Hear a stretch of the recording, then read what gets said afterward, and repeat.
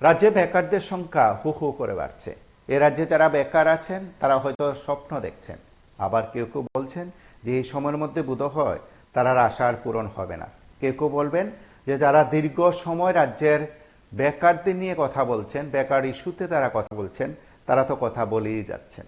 আমরা প্রতিনিয়ত এ রাজ্যের হাজার হাজার লাখ লাখ বেকারদের নিয়ে আমরা কথা বলি, তাদের অবস্থানের কথা জানি, তারা কেমন আছে জানতে চাই এবং তাদের ভবিষ্যৎ কি তা নিয়ে বিভিন্ন মহল যখন শঙ্কিত আমরা কথাগুলো তুলে ধরি। সেদিক থেকে আমাদের সঙ্গে এই সময় রয়েছেন, প্রতিক্রিয়া আমরা শুনবো, খানিকটা আলোচনা শুনবো।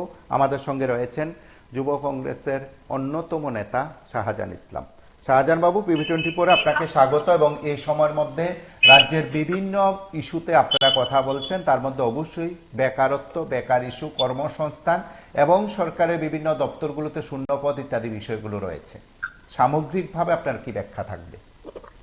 না, দেখুন, এই যে আমাদের রাজ্যের যে বেকারত্ব যে বৃদ্ধি পাওয়া বা বেকার যে বৃদ্ধি পাচ্ছে, এটা তো আপনার গত 1-2 বছরে হয়নি।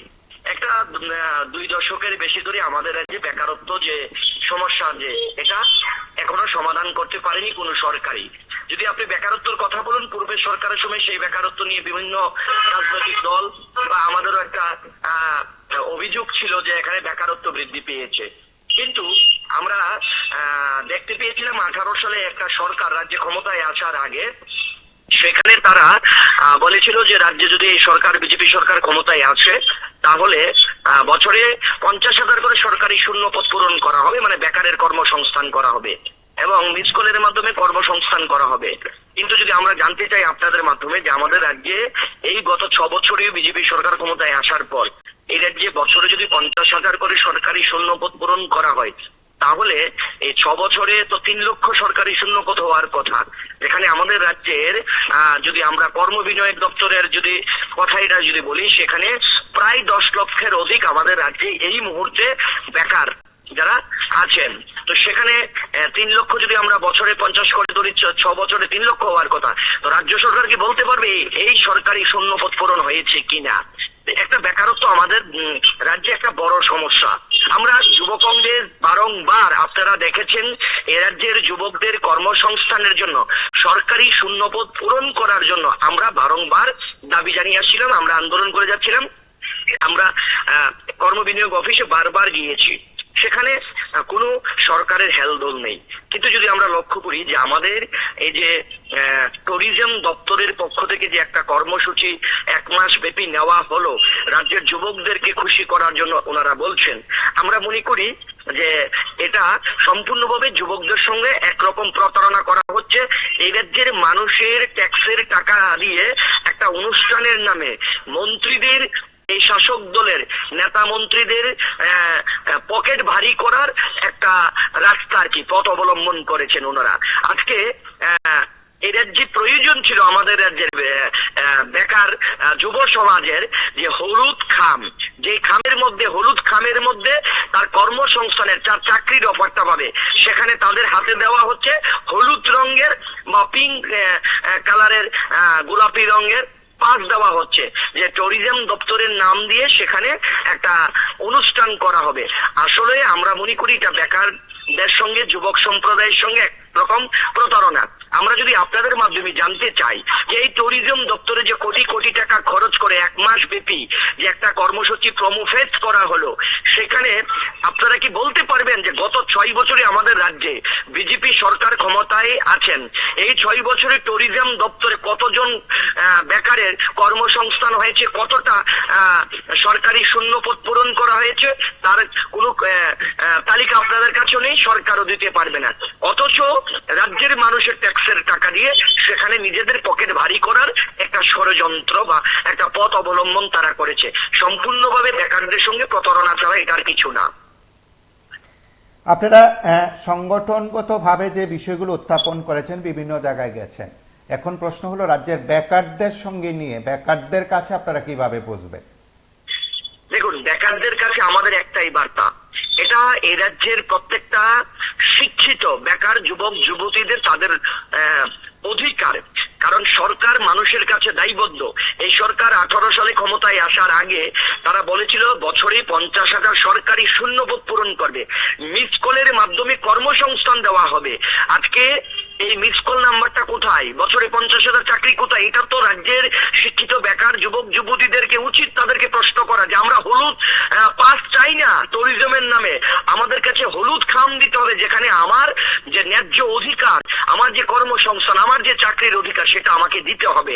এবার আপনি ধরুন যে আপনি যে কথাটা বললেন যে এই যে আমাদের রাজ্যে শিক্ষিত বেকার যুবক যুবতীদেরকে কোনো রাস্তা তারা দেখাতে পারছেন না, তার এই যে শিক্ষিত বেকার যুবক যুবতীদের কোনো রাস্তা দেখাতে পারছেন না।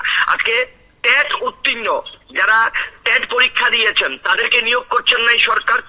আবার যারা বিএড করে এসেছেন, ডিএলএড করে এসেছেন, বছরে 2 বার করে টেট পরীক্ষা নেওয়ার কথা, আজ পর্যন্ত বছরে 2 বার করে টেট নেওয়া হচ্ছে না।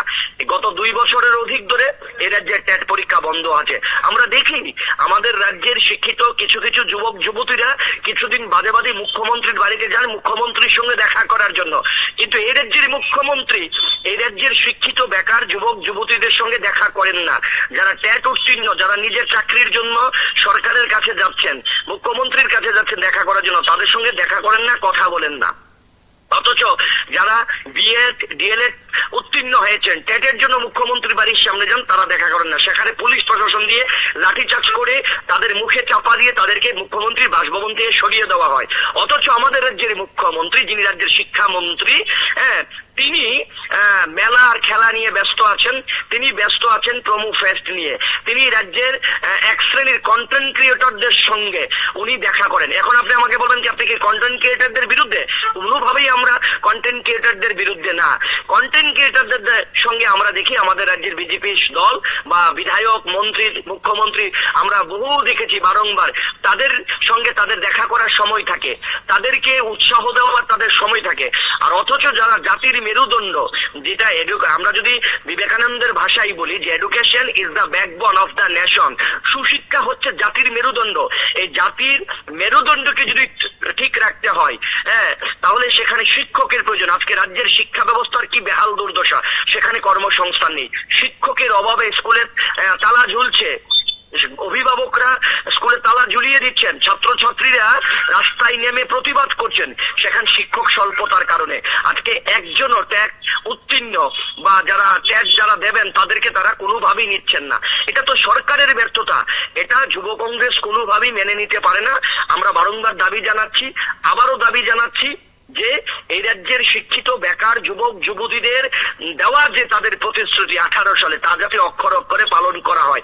আর না করা হলে যুব কংগ্রেস ময়দানে আছে, এই রাজ্যের যুবকদের অধিকার নিয়ে যুব কংগ্রেস রাস্তায় নামবে। দুর্বার আন্দোলন রাজ্য জুড়ে, এই একটা বেকার বিরোধী সরকারের বিরুদ্ধে আমরা আন্দোলন গড়ে তুলব। যেসব ইস্যুগুলোর কথা বলছিলেন বা আপনারা এখনো বলছেন, এইসব ইস্যু থেকে আপনারা আশাবাদী যে এই সরকারের আমলে তা পূরণ হতে পারে? দেখুন, আমরা এই সরকারের কাছ থেকে কিছুটাই আশা করতে পারি না। এই সরকার শুধু মানে আপনার প্রতিশ্রুতি মুখে দিতে পারেন, বাস্তবে তা করতে পারেন না। আপনাকে যদি আমি বলি 1988 সালে থেকে 1993 সাল টিউজিএফ এন্ড কংগ্রেসের জোট সরকার ছিল আমাদের রাজ্যে, কংগ্রেসের মুখ্যমন্ত্রী ছিল। এই কংগ্রেস জোট সরকারের শাসনে বা আমলে 37,500 সরকারি শূন্যপদ পূরণ করা হয়েছিল সরকারিভাবে, এবং নন রেগুলার ভাবে আরো প্রায় 15,000 কর্মসংস্থানের ব্যবস্থা করেছিল এটা কংগ্রেস সরকার। একমাত্র বেকারদের কর্মসংস্থানের জন্য, বেকারদের ভবিষ্যতের জন্য, বেকারদের জন্য যদি কোন সরকার ভেবে থাকেন ভারতবর্ষে, সেটা কংগ্রেস দল। কংগ্রেস দলই একমাত্র মানুষের কথা ভাবে। আপনি আজকে ট্যুরিজম নিয়ে বলছেন যে ট্যুরিজমে যে কর্মসূচি করা হচ্ছে, আমরা দেখি সরকার আসার পর যে কখনো ইউথ ফেস্টিভ্যালের নামে বছরে অনুষ্ঠান, এখন ট্যুরিজমের নামে করা হচ্ছে। আজকে যদি আপনাকে বলি যে আমাদের রাজ্যে মানুষের ট্যাক্সের টাকা দিয়ে, আপনার আমার ট্যাক্সের টাকা দিয়ে এই রাজ্যে ট্যুরিজমের জন্য ব্র্যান্ড অ্যাম্বাসিডার করা হয়েছে সৌরভ গাঙ্গুলিকে। তো উনি তো ত্রিপুরা এসেছেন, বিভিন্ন জায়গায় টুরিস্ট পর্যটন কেন্দ্রগুলো ঘুরে তিনি ওনাকে দিয়ে ভিডিও বানানো হয়েছে, ছবি তোলা হয়েছে, ওনাকে দিয়ে প্রমোট করা হয়েছে। আজকে যখন প্রোমো ফেস্ট হলো সেখানে কেন সৌরভ গাঙ্গুলিকে বাদ দেওয়া হলো? এই যে ট্যুরিজমের নামে যে 14 ডিসেম্বর যে অনুষ্ঠানটা করা হলো আস্তাবল বা স্বামী বিবেকানন্দ ময়দানে, সেখানে কেন সৌরভ গাঙ্গুলিকে আমন্ত্রণ জানানো হয়নি? কেন সৌরভ গাঙ্গুলি বাদ গেলেন? এটার উত্তর কি ট্যুরিজম দপ্তর দিতে পারবেন? এটার উত্তর কি রাজ্যের বিজেপি সরকার দিতে পারবেন? ওনাকে তো রাজ্যের মানুষের ট্যাক্সের টাকা দিয়ে ব্র্যান্ড অ্যাম্বাসিডার করা হয়েছিল, সেখানেও কেন করা হয়? এখনো আমাদের রাজ্যের বিভিন্ন টুরিস্ট যে স্পট গুলো আছে সেখানে ইনফ্রাস্ট্রাকচার নেই, জলের অভাব, খাবারের অভাব। এই প্রোমো ফেস্টের নামে যে কোটি কোটি টাকা মানুষের ট্যাক্সের টাকা তারা নিজেদের পকেট বাড়ি করলেন, এটা না করে যদি ওই সমস্ত পর্যটন কেন্দ্রগুলোকে যদি আরো মডার্নাইজেশন, আরো উন্নত মানের করা হতো, সেখানে যদি আমরা মনে করি কিছু যুবকের সেখানে কর্মসংস্থান হতো, এই টুরিস্ট বা পর্যটন কেন্দ্রগুলোকে যদি আরো ঢেলে সাজানো যেত, আমরা মনে করি যে আপনারা দেখবেন আমাদের নারকেল কুঞ্জ, যাকে আমরা ভাবি ত্রিপুরার মানুষ যেটা মিনি সুন্দরবন, এখানে যে ফুডিং বা লজের যে কপ, সেটা সাধারণ মানুষের পক্ষে, মধ্যবিত্ত পরিবারের পক্ষে কোনোভাবেই এটা সম্ভব না। আগের যে সরকার ছিল তাদের মানসিকতা কি ছিল? যে আপনার টুরিস্ট বা যারা আছেন, যারা পর্যটক, তারা হয়তো যারা রিচ ফ্যামিলিতে থাকেন, যারা রিচ ফ্যামিলি তাদেরই পর্যটকে যাওয়ার ক্ষমতা থাকে। আর এই সরকার একটু মানসিকতা সরে এসেছে, এদের মানসিকতা হচ্ছে টুরিস্টের নামে, পর্যটন কেন্দ্রগুলোর নামে, ট্যুরিজম দপ্তরের নামে, ইউথ ফেস্টিভ্যালের নামে এরা যাতে নিজেদের পকেট ভারী করতে পারে। এইভাবে আপনি কোনোভাবেই এই রাজ্যের যে পর্যটন কেন্দ্রগুলোকে ভারতবর্ষে তুলে ধরতে পারবেন না। যদি ভারতবর্ষের কাছে, মানুষের কাছে ত্রিপুরার এই সুন্দর সুন্দর প্রাকৃতিক পর্যটন কেন্দ্রগুলোকে যদি আপনি তুলে ধরতে হয়, তার মাধ্যমে রাজ্যের যুবকদের কর্মসংস্থান করতে হয়, একটাই রাস্তা। আপনি ভারতবর্ষের বিভিন্ন যেখানে বিমান চলাচল করে সেখানে এই টাকা, এত টাকা খরচ না করে ম্যাগাজিন বানিয়ে প্রত্যেকটা বিমানবন্দরে দিতে পারতেন। যারা ভ্রমণ করেন বিমানে, প্রত্যেকটা বিমানের মধ্যে সেখানে দিতে পারতেন। ভারতবর্ষের বিভিন্ন রাজ্যের বড় বড় শহরগুলোর বিমানবন্দরে এই তার প্রোমো করা যেত। আমরা মনে করি 10 জন 5 জন হলো তো ভারতবর্ষের বিভিন্ন রাজ্যের টুরিস্ট আমাদের রাজ্যে আসতেন, এবং আমাদের রাজ্যে সব থেকে বড় যারা পর্যটক কেন্দ্রগুলিতে যারা আসেন, পর্যটনকারী যারা, তারা কারা? তারা বাংলাদেশের। এখন দুই দেশের একটা তিক্ত সম্পর্কের কারণে বাংলাদেশের পর্যটকরা আমাদের দেশে রাজ্যে আসছেন না, সেখানে আমরা একটা ধাক্কা খেয়েছি। আমরা যারা কাজিরাঙ্গায় যাই, আমরা যারা চেরাপুঞ্জি যাই, ডাউকিতে যাই, মেঘালয়ের, সেখানে নর্থ ইস্টের সঙ্গে আমাদের রাজ্যের সরকার একটা কমিউনিকেশন তৈরি করে, সার্কেল তৈরি করে নর্থ ইস্টের অন্যান্য রাজ্যের পর্যটকদেরকে আমাদের রাজ্যে এনে এখানে একটা তুলে ধরার চেষ্টা করতে পারতেন, কিন্তু এটা করেননি। এটা না করে কি করলেন? পকেট বাড়ির জন্য বিভিন্ন অনুষ্ঠানের নাম দিয়ে সেখানে মন্ত্রীদের পকেট বাড়ি করছে। এতে রাজ্যের যুবক সম্প্রদায়ের কোনো কর্মসংস্থান হচ্ছে না, এতে রাজ্যের মানুষের কোনো লাভ হবে না। এই যে আপনারা বলেন, এই যে 14 তারিখের অনুষ্ঠান, সেখানে কি অবস্থা? পাস দেওয়া হলো, তারপরে যারা পাস নিলেন তারা ভিতরে ঢুকতে পারছেন না। এই যে আপনাদের কাছে আমরা বললাম, এই যে পাস ছাপানো বা বানানো, তার মূল উদ্দেশ্য কি? ওই যে নিজের দলের চুনুপুটি নেতাদেরকে এই যে পাসগুলো বানালেন, মন্ত্রীর কথায় পাই 23,000 25,000 পাস, এই ছাপাতে যে অর্থ খরচ হলো মানুষের ট্যাক্সের টাকা, এটা নিজের কাছের মানুষকে টেন্ডার দেওয়া হোক, পাইয়ে দেওয়া হোক, সেখানে অর্থটা নিয়ে যাওয়া হোক। সেখানে তো কোনোভাবেই পাসের দরকার ছিল না। আমরা দাবি করেছিলাম উন্মুক্ত করা হোক, মানুষের ট্যাক্সের টাকা দিয়ে সেখানে সরকারি প্রোগ্রাম হচ্ছে, সরকারের টাকা মানে রাজ্যের মানুষের টাকা, জনগণের টাকা, তাহলে আবার সেখানে পাসের কি প্রয়োজন? সেখানে উন্মুক্ত করো, তাহলে এই টাকাটা বেঁচে যেত, এই টাকাটা দিয়ে একটা যুবকের কর্মসংস্থান করতে পারতেন। আমরা রাজ্যের যুবকদের কাছে, যুব সমাজের কাছে আপনাদের মাধ্যমে আমরা আহ্বান রাখবো, এই রাজ্যের শিক্ষিত বেকার যুবক যুবতীদের মানে ভবিষ্যৎকে আরো সুন্দর করে ঢেলে সাজানোর জন্য, সোনালী ভবিষ্যতের জন্য এই স্বৈরাচারী বেকার বিরোধী সরকারের কাছ থেকে তার অধিকার ছিনিয়ে নিতে হবে। অধিকার কেউ কাউকে দেয় না। এই প্রত্যেকটা যুবকের অধিকারের জন্য যুব কংগ্রেস ময়দানে লড়াই করছে। যুব কংগ্রেসের পাশে থাকার জন্য রাজ্যের যুবকদের কাছে আমাদের আহ্বান থাকবে। সবাই তো বলছেন, সংশ্লিষ্টরা তো বলছেন, এই পর্যটন কেন্দ্রগুলোকে কেন্দ্রিক যে বিকাশের কাজ চলছে তাতে কর্মসংস্থান নাকি হচ্ছে। কি বললেন আমি বুঝতে পারিনি। এই পর্যটন কেন্দ্রগুলোর নিয়ে যে বিকাশের কাজ চলছে বা তারা করেছেন, তাতে নাকি কর্মসংস্থানও হচ্ছে, পর্যটন দপ্তর সে দাবিও করে। শুনুন, কেমন বিকাশ হচ্ছে। এই নারকেল কুঞ্জে যখন মুখ্যমন্ত্রী একটা ঝুলন্ত ব্রিজ ওপেনিং করেন, তার 2-3 ঘন্টার মধ্যে সেই ব্রিজ মানে কাজ হয়ে যাচ্ছে, মানে তার অবস্থা বেহাল দশা। এটাই তাদের মানে বিকাশ হচ্ছে পর্যটন কেন্দ্রগুলো। রাজ্যের পর্যটন মন্ত্রী যিনি ট্যুরিজম দপ্তরের যিনি দায়িত্ব পালন করছেন মন্ত্রী, উনার ক্যামেরায় ধরা পড়লো। উনি যখন বোর্ডে করে যাচ্ছেন, উনি ক্যামেরায় করছেন মানে সেই নদীর উল্টো দিকে সেখানে গাঁজা চাষ হচ্ছে। এটাই রাজ্যের ট্যুরিজমের বিকাশ হচ্ছে, গাঁজার চাষ হচ্ছে। এটাই তো মন্ত্রীর ক্যামেরায় ধরা পড়ে। আসল বক্তব্য হলো ট্যুরিজমের নামে, পর্যটন কেন্দ্রগুলোর নামে যে বারবার একটা কথাই আসবে, নিজেদের পকেট ভারী করো। রাজ্যের যুবকদেরকে কোনো কর্মসংস্থান আমি আপনাকে বলি, আপনি যখন এনজিপিতে যাবেন, নিউ জলপাইগুড়িতে যাবেন, যখন আপনি স্টেশন থেকে নামবেন সেখানে দেখবেন ছোট ছোট কাউন্টার আছে, ছোট ছোট ঘর বানানো। কিসের জন্য? ওইখানে বিভিন্ন পর্যটন কেন্দ্রগুলোতে যাওয়ার জন্য, আপনাকে নিয়ে যাওয়ার জন্য একটা প্যাকেজের মাধ্যমে সেখানে বিভিন্ন মানুষ বসে আছে। কিসের জন্য? সেখানে আপনাকে ঘোরানোর জন্য। কেউ গ্যাংটক যাচ্ছেন, কেউ দার্জিলিং যাচ্ছেন, বিভিন্ন জায়গাতে আপনাকে বিভিন্ন প্যাকেজের মাধ্যমে নিয়ে যাবে। এটা এক ধরনের যুবকদের কর্মসংস্থান হচ্ছে। আপনি কি পাবেন আমাদের রাজ্যে কোনো একজন টুরিস্ট বা পর্যটক যদি আমাদের রাজ্যে আসেন, সেটা বিমানবন্দরে আসুক, মানে ফ্লাইটে করে আসুক বা ট্রেনে করে আসুক, সেখানে আপনি নামলে পরে ত্রিপুরায় কোথায় কোথায় পর্যটক কেন্দ্রগুলো আছে, কিভাবে যেতে হবে, একজন গাইড করার এমন ধরনের কোন কর্মসংস্থান পাবেন কাউকে? যে আমাদের রাজ্যের শিক্ষিত বেকার যুবক যুবতী যারা এই কাজটা করছেন তারা দেখাবেন, তাদের একটা এর মাধ্যমে তাদের কর্মসংস্থান হবে, আপনারা পাবেন না। হয়তো বলবেন যে ট্যুরিজম দপ্তরে যেতে হবে, তারা আপনাকে গাইডলাইন দিবে, সরকারি ভাবে না, আমি বেসরকারি ভাবে বলছি কথাটা, যে আপনি ভারতবর্ষের বিভিন্ন রাজ্যে গেলে সেটা পাবেন। সেটা আপনি দিল্লি গেলেও পাবেন। আপনি কাউকে একটু অর্থ দেবেন, তাকে তার বিনিময়ে কিছু আপনি অনারায়ণ দিবেন, সে আপনাকে দিল্লির Lal Qila, gate of India, parliament Bhavan, Rashtrapati ভবন ঘুরে ঘুরে বিভিন্ন জায়গা দেখাবে, তার ইতিহাসগুলো বলবে। এটা তাদের কর্মসংস্থান হচ্ছে। কিন্তু আমাদের যে এইভাবে পাবেন না, এইভাবে পাবেন না। জানি না আমাদের রাজ্যে উল্টো তারা এই রাজ্যের সংস্কৃতিকে ধ্বংস করার জন্য, এই যে পোস্ট অফিস সমনীতে আজকে 16ই ডিসেম্বর 1971 সালে আজকের দিনে বাংলাদেশ পাকিস্তানের হাত থেকে মুক্তি হয়েছিল।